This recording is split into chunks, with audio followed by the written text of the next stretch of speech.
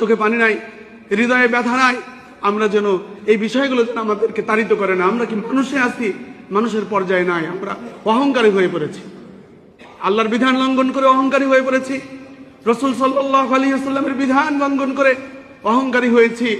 সামান্য কিছু ইলম শিখে, সামান্য কিছু বিদ্যা শিখে, রিজেক অর্জন করার, টাকা পয়সা অর্জন করার কৌশল শিখে নিজেদেরকে অহংকার বানিয়েছি। এই অহংকারী হওয়া থেকে আমাদেরকে বাঁচতে হবে।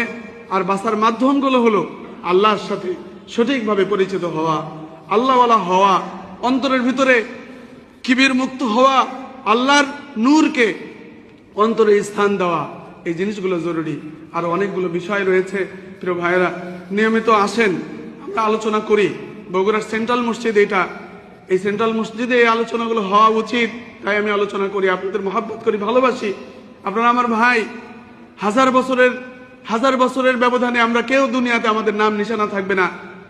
চিন্তা করুন একবার, আপনি অনেক কিছু, কিন্তু 1000 বছর পরে আপনি কোথায়? 800 বছর পরে আপনি কোথায় থাকবেন? ইতিহাসের পাতায় আপনার নাম থাকবে না।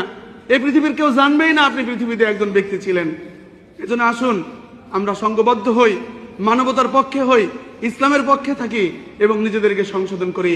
আল্লাহ রাব্বুল আলামিন, আমি মাত্র 10টা প্রকারের মধ্যে মাত্র 3টা প্রকার আলোচনা করেছি। আগামী শুক্রবারে বাকি আরো 7টা বিষয় আলোচনা হবে। একটু আগে আসি, 12:30টার মধ্যে আমরা চলে আসার জন্য চেষ্টা করি। এই আলোচনাগুলো আমাদের ফায়দা দিবে, নিজেরা মানুষ হতে পারবো। আল্লাহ আমাদের সবাইকে তৌফিক দান করেন, জোরে বলি আমিন।